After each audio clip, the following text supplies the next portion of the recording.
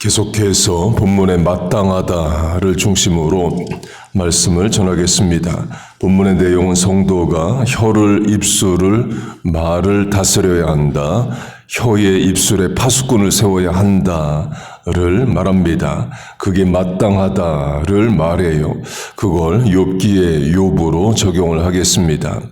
욥기를 보면 욥도 많은 말을 하고 욥을 위로하러 온 세 친구도 많은 말을 하고 친구는 아니지만 같이 온 욥보다 나이가 어린 엘리후도 많은 말을 합니다.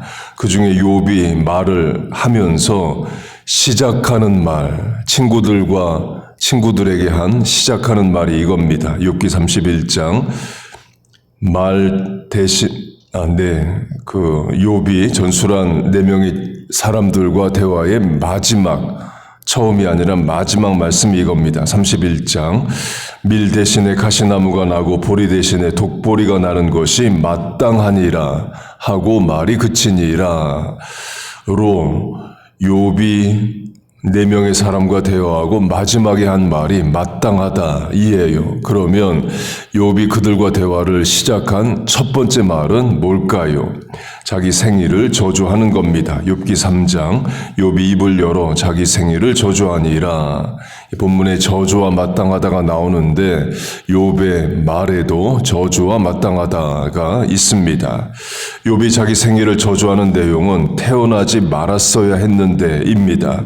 내가 난 날이 멸망하였더라면, 곧 태어나지 말았더라면 오늘의 이 어려운 고통을 겪지 않아도 됐을 텐데 죽었어야 했는데를 말합니다. 그 말은 죽고 싶다는 거죠. 욥의 형편이 그렇습니다. 10명의 자녀가 한날에 다 죽습니다. 그날의 모든 재산을 다 잃어요. 아내는 떠나고 몸은 병에 듭니다. 그 상황을 놓고 욥이 친구들에게 처음 하는 말이 내가 태어나지 말았어야 되는데 이에요. 자기 생일을 저주하니라. 곧 죽고 싶다는 겁니다. 죽고 싶다는 말을 성도가 할 수 있느냐? 할 수 있습니다. 성경의 여러 인물들도 죽고 싶다는 말을 합니다. 그러나 말을 그렇게 하는 것과 행동으로 옮기는 것은 달라요. 엘리야 선지자가 그랬습니다. 하나님께 죽고 싶다는 말을 합니다. 그런데 죽여달라고는 말을 해도 자기가 스스로 죽지는 않습니다. 자살하지는 않아요. 요나 선지자도 마찬가지입니다. 나를 바다에 던지라고 말하지 자기가 바다에 뛰어들지는 않습니다. 곧 인간이 연약하기 때문에 큰 고통 중에 내가 죽어버리면 이 고통을 겪지 않을 거야 이런 말을 하고 생각도 할 수도 있습니다. 그러나 그런 생각을 하는 것과 말대로 실천하는 것은 다른 거예요. 죄도 마찬가지입니다. 우리가 죄 지을 생각도 할 수 있고 말도 할 수 있습니다. 그러나 죄를 실천하는 건 또 다른 차원이에요. 생각에서 멈출 수 있고 말을 하고 거기서 멈출 수 있어야 됩니다. 그런데 욥의 아내는 실천하라를 말해요. 그것도 하나님을 저주하고 죽으라를 말합니다. Curse God and die. 하나님을 저주하고 자살하라 말해요.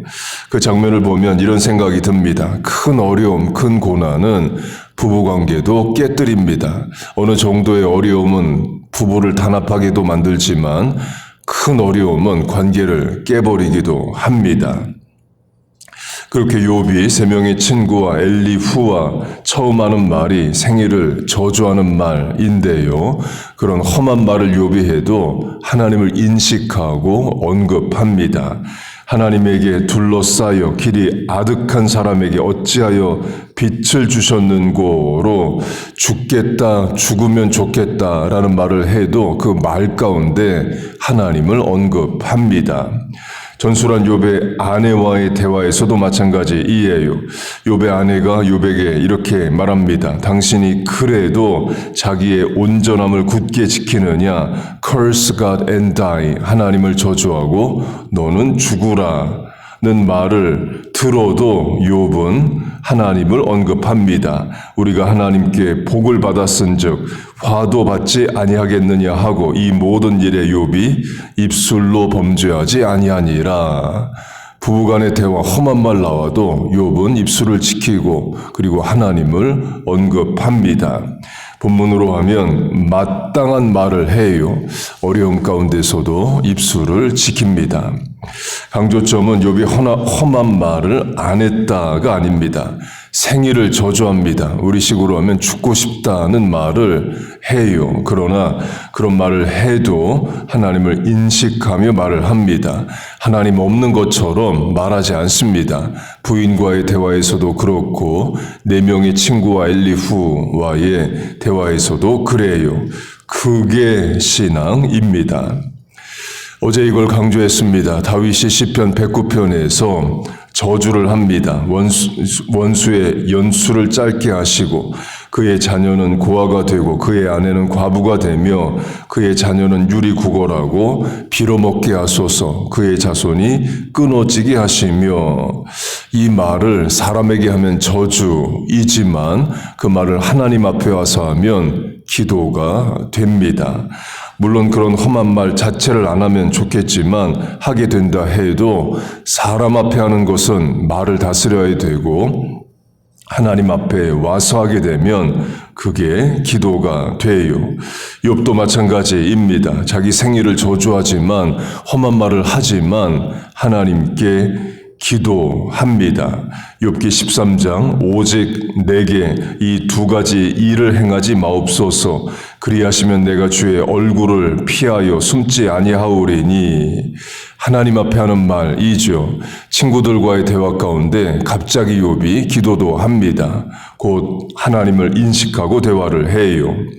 그리고 욥이 웁니다. 누구 앞에서 우느냐? 하나님 앞에서 울어요. 물론 당장에 욥의 앞에 있는 것은 사람입니다.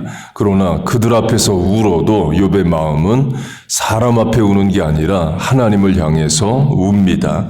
욥기 16장 나의 친구는 나를 조롱하고 내 눈은 하나님을 향하여 눈물을 흘리니 곧 욥은 험한 말이 나와도 하나님을 인식하고 말하고 눈물이 나와도 하나님 앞에 눈물을 가져다 드립니다.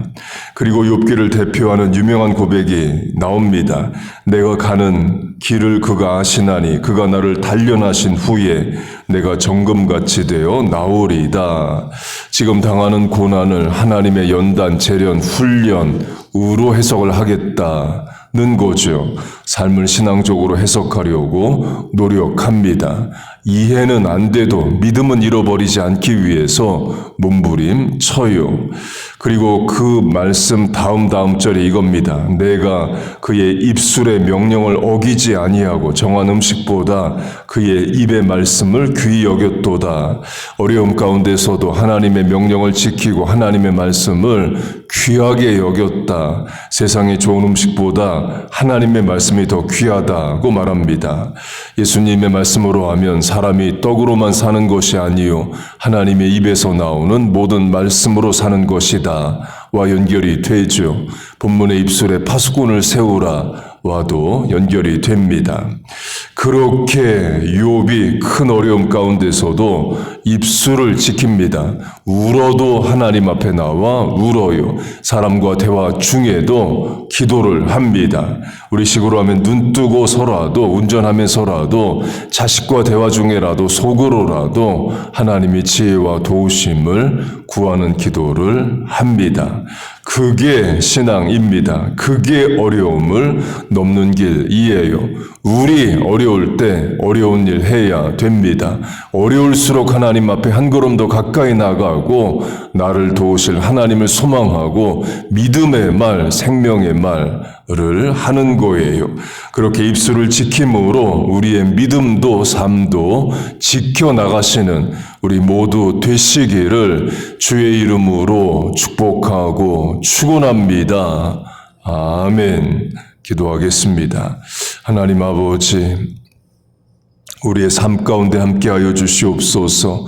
어려움보다 크신 하나님 소망하게 하시고 우리의 입술을 믿음을 말을 생각을 판단을 시켜 주시옵소서.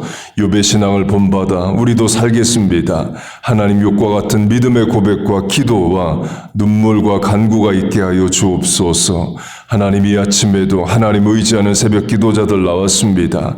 하나님 우리를 도우시고 긍휼히 여기시고 은혜를 내려 주옵소서. 예수님의 이름으로 기도하옵나이다. 아멘.